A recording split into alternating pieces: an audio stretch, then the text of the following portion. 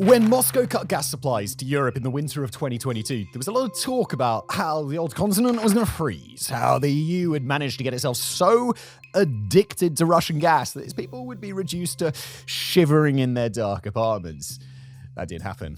In the end, nothing remotely like that happened. Despite painful spikes in energy prices, I was there. The mass purchase of replacement supplies from other countries like the US, Qatar, and Norway did avert a crisis. No European capitals were plunged into darkness, at least not until now, because as 2025 gets underway, there is one part of the continent that's starting to buckle under a gas cutoff. One de facto, yet unrecognized capital that's beginning to freeze as Russian supplies dry up. And the twist? That city is Tiraspol, capital of the pro-Moscow breakaway region of Transnistria in the east of Moldova. And with the crisis only growing, there's every chance that the Kremlin's embargo could soon cause its tiny little ally to collapse.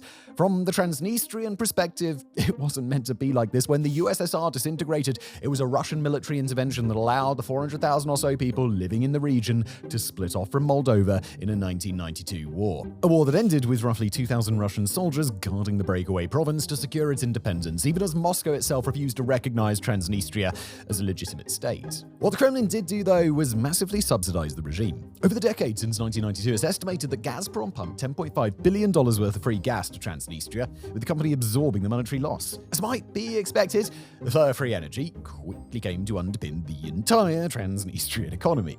As The Economist rather dryly noted, Transnistria has survived as a statelet thanks to smuggling and cheap Russian gas. Now, not only did these free supplies allow heavy industries to keep running, but it also allowed Tiraspol leverage over the rest of Moldova. Speaking to the New York Times, Moldova's Secretary of State for Energy admitted that until very recently, 3/4 of all the nation's electricity came from a gas-fired power plant in Transnistria. The revenues from selling that electricity, in turn, provided half of Tiraspol's state budget.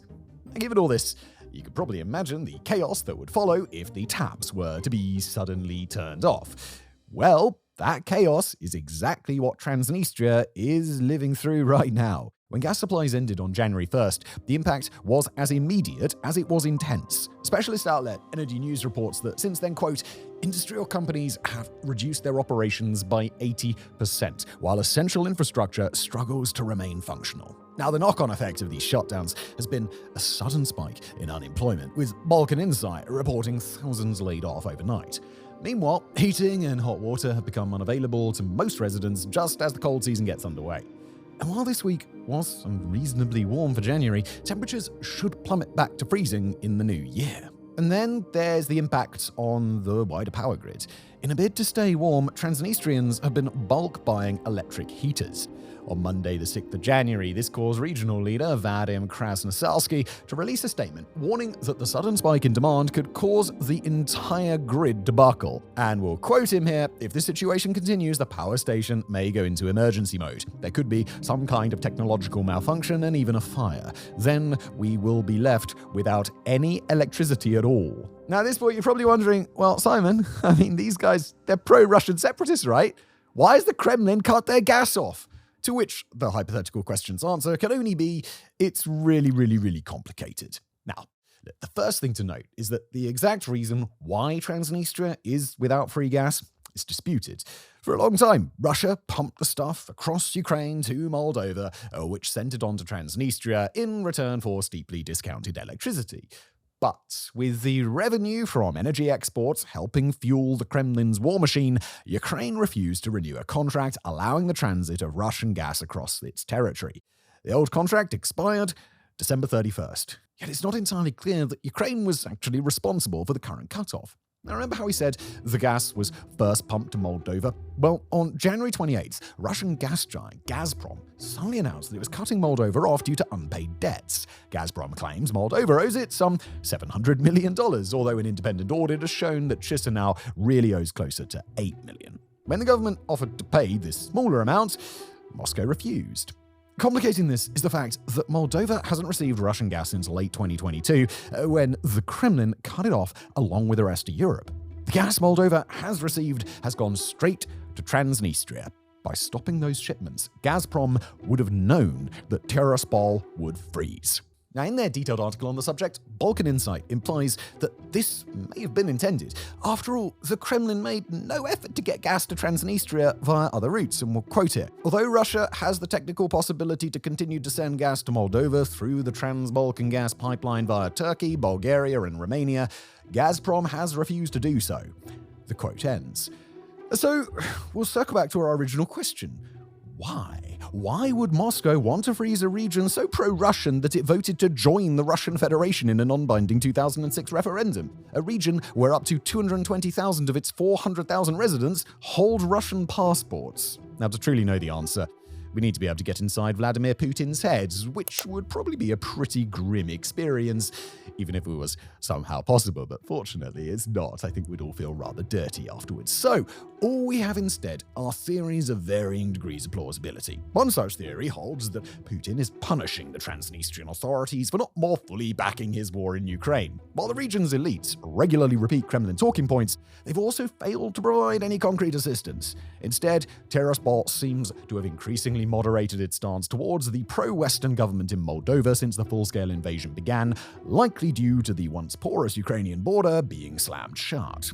Another theory suggests that Transnistria is now experiencing what already happened to other Russian-backed clients like Bashar al-Assad of Syria, a withdrawing of expensive support so the Kremlin can focus its full might on subjecting Ukraine. Now, in this telling, Putin has simply decided that it is too costly to keep propping up this distant group of separatists, so better to just cut his losses and focus on conquering the Donbass. Finally, there's the theory that states that Transnistria isn't actually the focus of this cutoff at all, that its citizens have simply become collateral damage as the Kremlin seeks to claim a bigger prize, the return of Moldova into Russia's orbit.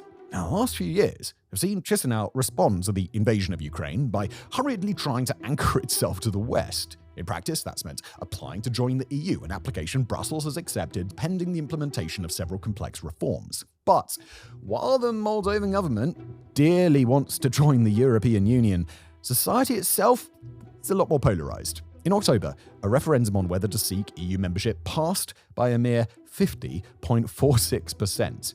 That means even the slightest shift in public opinion could drag Moldova back off its Western trajectory. And the Kremlin may be banking on a crisis in Transnistria doing just that. Should the entire power grid collapse in Transnistria this winter, there's only one logical place for all of those people to flee. That, of course, is Moldova. And the influx of up to 400,000 people into a poor country of just 2.4 million citizens would be all sorts of destabilizing. But I mean, hey, maybe Putin doesn't even need such a mass exodus to achieve his goals. Recall how earlier we reported the Moldovan Secretary of State telling journalists that 3/4 of his country's electricity needs came from Transnistria?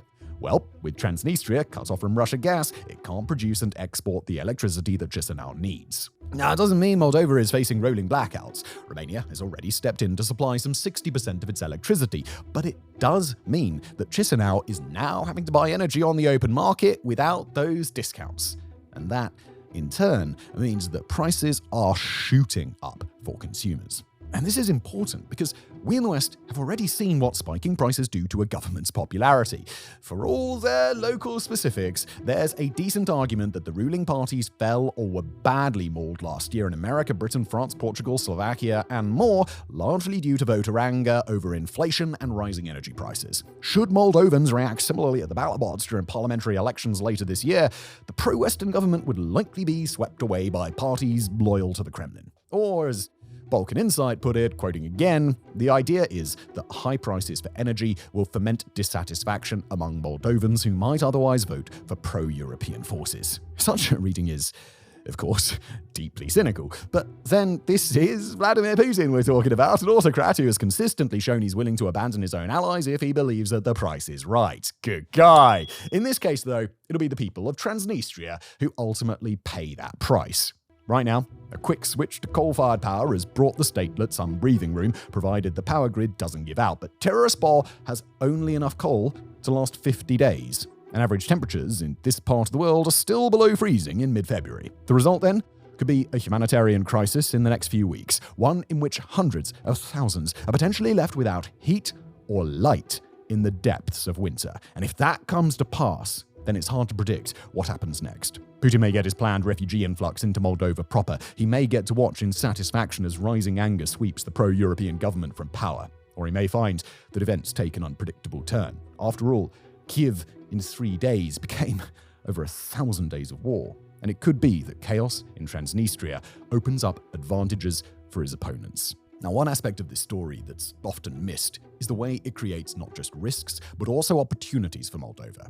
With Ukraine's border closed to Transnistrian smugglers and the free Russian gas turned off, Tiraspol's entire economic model has imploded. For some Moldovan analysts, that means the time has never been riper for reintegrating the breakaway province. Speaking to Balkan Insight, Chisinau-based energy analyst Sergei Tarfalat noted that, quote, "Every crisis also brings opportunities. In this case, stopping the delivery of free gas to the left bank of the Dniester would pave the way for the reintegration of the two banks." And if that happens, then it would mark the second collapse of a breakaway republic protected by Russian peacekeepers since the Ukraine war began. Chisinau-based energy analyst Sergei Tarfalat noted that, quote, "Every crisis also brings opportunities. Adding the fall of Moscow, in this case, stopping the delivery of free gas to the left bank of the Dniester would pave the way for the reintegration." For now, though, we should end this segment by sparing a thought for the ordinary people in Transnistria who are shivering in their homes, because at the end of the day, no matter the wider geopolitical games,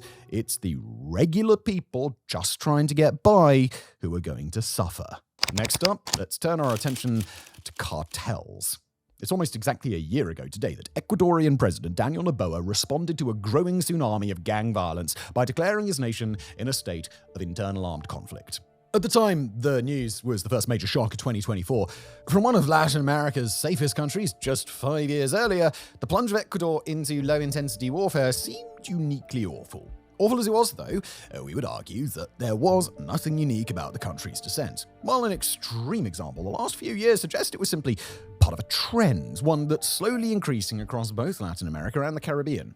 A trend of gang crime becoming so brutal that it can almost feel like something out of a war zone. To get a sense of what we mean here, just cast your eyes across some of the stories coming out of the region. On December the 30th, Trinidad and Tobago declared a state of emergency after logging the 623rd murder of the year, a number that may sound low, but it works out to a homicide rate of 44.5 per 100,000, which is on par with Haiti. Or look at Costa Rica, where murder rates in 2023 surpassed those of Guatemala and have remained high ever since. And then there's the general level of just background violence going on. The Armed Conflict Location and Event Data Project assessed in October that spiraling gang crime had exposed 35% of the Jamaican population to violence and a staggering 52% of the Puerto Rican population. These are not just cherry-picked examples. In late 2023, The Economist wrote how, quote, "In previously safe countries, murder rates are hitting record levels." War on the Rocks, meanwhile, has called rising crime linked to cartels and criminal groups, quote, "a critical issue plaguing Latin America." The IMF has even assessed that eye-watering crime levels are lopping off 0.5 percentage point of the region's overall GDP. Now, we should take this moment to point out that not every country is experiencing a sharp uptick in violent crime. Specialist outlet Insight Crime assesses that homicide levels in Colombia, Brazil, and Mexico remain relatively steady, while in places like Paraguay, Venezuela, and El Salvador, they've even fallen. So we need to be clear that this is not a blanket phenomenon. Still, there is no doubt that multiple nations are currently experiencing surges in gang crime. And often, they're countries that used to be relatively safe. Chile, for example, still boasts a low homicide rate that, ironically, most Latin American nations would kill for. But at the same time, it's witnessing sharp rises in things like armed hijackings, cop killings, and human trafficking. So much so that Britain's respected Royal United Services Institute published a report in September titled "Criminality is Taking Over Chile, and Politicians Can't Seem to Fix It." Now, over in Uruguay, a similar story seems to be playing out. While homicides still haven't returned to their 2018 peak, foreign gangs from Brazil, Colombia, and Mexico are taking over the port at Montevideo, bringing with them a wave of gruesome killings that have seen children as young as 1 shot dead. These countries are just 2 examples, but they serve to highlight a trend that's not given enough airtime. The way increasingly sophisticated transnational cartels are starting to take root in new places, bringing with them an extreme level of violence. And reasons for this aren't hard to discern. From being a party drug mostly associated with North America, cocaine has become hugely popular in Europe, Australia, and Asia. That's meant an opening for gangs to make crazy money shipping it long distance. But it's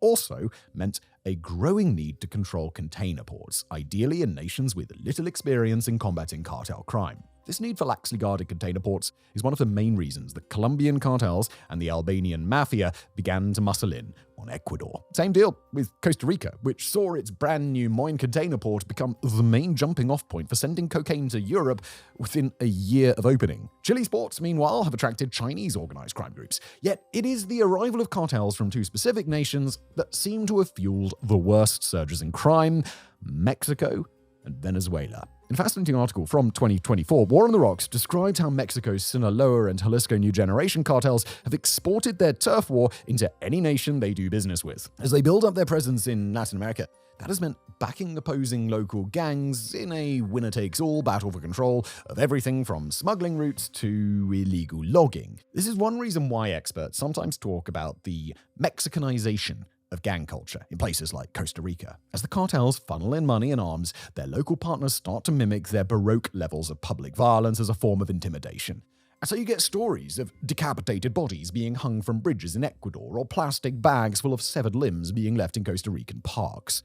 As War on the Rocks writes, from Chile and Costa Rica to Ecuador, this bipolar war between the cartels has pushed up criminal violence. The Venezuelan situation, that's slightly different. Their staggering economic mismanagement by the Maduro regime has fueled one of history's great mass migrations, with nearly 8 million having fled to neighboring countries. Unfortunately, gang members have also fled along with them. The most notorious of these is likely Tren de Aragua, which Inside Crime reports is now operating in Colombia, Peru, and Chile. Extremely violent, even by gang standards, the group has pushed up homicide rates in Chile, where its members are battling Chilean and Chinese gangs for control of the underworld. Nor is it just criminals flowing out of Venezuela. One thing driving the spike in homicides in Trinidad and Tobago is thought to be high-powered weapon smuggling out of the crumbling Bolivarian Republic. Of course, not everything is quite as simple as just pointing to rising cocaine consumption and the implosion of Venezuela as the only causes of this surge in crime. The economic upheavals of the pandemic played a major role by pushing millions across Latin America into poverty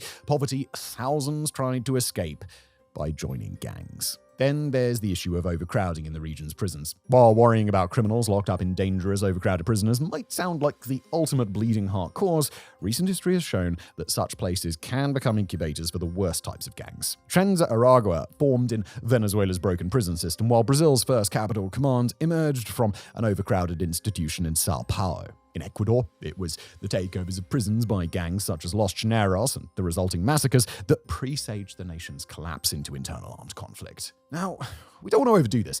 Despite rising crime rates, most nations in Latin America and the Caribbean, they remain pleasant places that you could visit tomorrow and you wouldn't encounter necessarily any violence. Even Ecuador has large swaths that are safe to visit so long as you take basic precautions. Still, the rise of gang violence across the region remains an important story, not just because of the way it disrupts lives, damages economic growth, and forces governments into costly responses, but also because it demonstrates the ability of cartels to spread far beyond their bases of operation. Perhaps even to the countries that many of us call home. Only recently, a Department of Homeland Security report identified the presence of Tren de Aragua in 16 US states. Meanwhile, European countries with large ports have seen an uptick in violence related to transnational cartels. The Brussels Times reports that Belgium is being targeted by Colombian gangs intent on shipping cocaine, while a spate of gang-related killings in France saw the Minister of the Interior warn in November about the Mexicanization of drug crime. In Portugal, Brazil's first capital command is fast becoming a major criminal player. The descent of Ecuador into eternal armed conflict 1 year ago may have come as a shock to many, but if governments do not get smarter at countering cartel crime, then Quito may be the last place to suffer this fate. And finally, today we turn our attention to Finland, where after about a year and a half to settle into their new status as a NATO member, the military minds of Helsinki have turned their attention to the future. But for a nation like Finland, one used to treating its national defense with a deadly seriousness that many NATO nations are only just now rediscovering, perhaps it shouldn't be a surprise that the vision Finland is now working to realize is one that goes against the prevailing winds of Europe in a pretty major way. Now, the news broke in mid-December when Finland's defense minister made an announcement that the nation is considering pulling out of the Ottawa Treaty. First agreed back in 1997, the Ottawa Treaty. It's one of those international treaties that the vast majority of the world agrees on because the thing that it addresses is the use of landmines. Under the Ottawa Treaty, signatory nations pledge never to use, stockpile, produce, or transfer landmines, and specifically anti-personnel landmines with light pressure triggers frequently set off by civilians in peacetime. The treaty is agreed on by a total of 164 nations around the world, and although major global powers like the United States, China, Russia, and India have refused to be a part of it, it's led to the complete clearing of landmines from the territory of nearly 30 world nations. It's also unanimously agreed upon by the nations of the European Union, as well as non-EU European nations like the UK, Turkey, Norway, and Serbia. But for an international law that is fundamentally intended to make sure that innocent civilians stop getting their limbs blown off by accident, Finland's relationship to the Ottawa Treaty features a few unexpected peculiarities. So Finland's only actually signed up for the treaty in 2012, a full 15 years after it was first ratified, and when they did, they became the last EU nation to do so. In order to become compliant, Finland destroyed over 1 million landmines in its arsenal after signing, meaning that it had previously possessed about 1 landmine for every 5 of its citizens. While Finland has appeared compliant with the treaty, the nation has never really let its flirtation with landmines die out. In one instance, in 2018, the country drew international headlines by developing a first-of-its-kind, remotely detonated, jumping mine meant to spring into the air before raining steel or tungsten bullets down on whatever poor soul happens to be nearby. We can all but guarantee that this device is as freaky as it sounds. Finland's stated goal with the device was to create not just a physical threat, but a psychological deterrent referred to as, quote, mine horror. Yes, really. And mission achieved, Finland's well done. The real catalyst for Finland's change of heart, however, has come from the other side of its eastern border, a 1,300-kilometer or 800-mile stretch of territory shared with the Russian Federation. That is the same Russian Federation, by the way, just in case you didn't know, that's waging war with Ukraine, and it's the same war that motivated Finland to join NATO in the first place. Ever since the Russia-Ukrainian war has kicked off, the Finnish public has been increasingly interested in revisiting the Ottawa Treaty, and after the High Commander of Finland's military brought up the issue in November of 2024, the public pressure got even more intense. In mid-December, a petition calling for Finland to pull out from the Ottawa Treaty was handed in to the country's parliament, featuring over 50,000 signatures from across the nation. Days later, the Finnish defense minister confirmed, quoting here, "I have commissioned an evaluation of whether the use of anti-personnel mines is a strengthening factor for Finland's defense and whether we should have the ability to use them. And this is from a defensive premise." Now, the military benefits to a potential readoption of landmines in Finland, they're clear to see. As we mentioned before, the nation's border with Russia is very, very long, and the country's population is very, very small relative to its size. Finland's home to only about 5.5 million people, with a population density, region by region, that can be as low as fewer than 2 people per square kilometre. Aside from the relatively well-settled south, much of Finland's territory are freezing cold forests and barren lands north of the Arctic Circle. Finland is a nation with general conscription for military service for all adult men, but because of the country's small population, only fewer than about 20,000 conscripts are part of the Finnish army at any given time, making rigorous patrol over the vast border with Russia a very hard thing to achieve. That's an especially important challenge for Finland to address because according to a range of Western intelligence sources and analysts, signs within Russia indicate that once a peace settlement is established with Ukraine, Russia may quickly get to work preparing to challenge NATO in its own territory. That challenge probably won't look like an outright invasion of, say, the Baltic states, but instead a land grab, a provocation, or something else to start testing the strength of NATO's Article 5, its all-important principle of collective defense in response to external acts of war.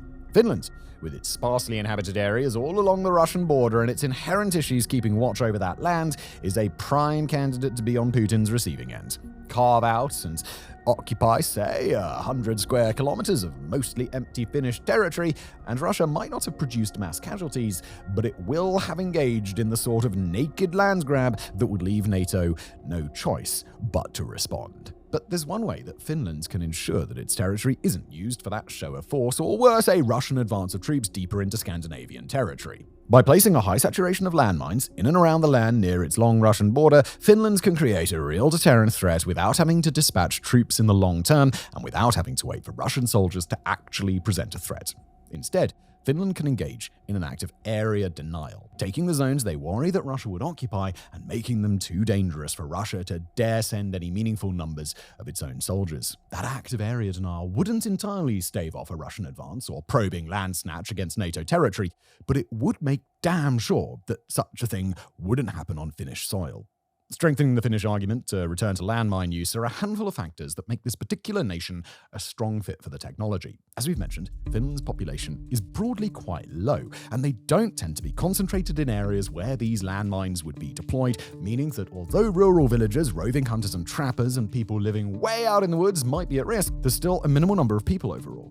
As the country's defense minister explained to the Helsinki Times, quote, Finland has traditionally had the kind of geography, scattered lakes, narrow passages, that is very suitable and relevant for anti-personnel and anti-vehicle landmines. Finland's also well accustomed to the use of landmines, especially in their war with the Soviet Union long ago, and older generations in particular are comfortable with the reality that they'd render certain zones of the country less habitable. Remember, this is a nation that is very aware of the looming threat across its border, both past and present, and a nation that has a deep cultural understanding of the reality that a Finnish military defense must be grinding, attritional, and extremely painful if it stands any chance of success. Add to that the fact that some of these border areas are already somewhat militarized, and landmines begin to look more and more like a solution that can be implemented with relative ease and minimal risk. As of now, Finland has to make a decision on the landmine question, but early indicators suggest that the country may take the leap.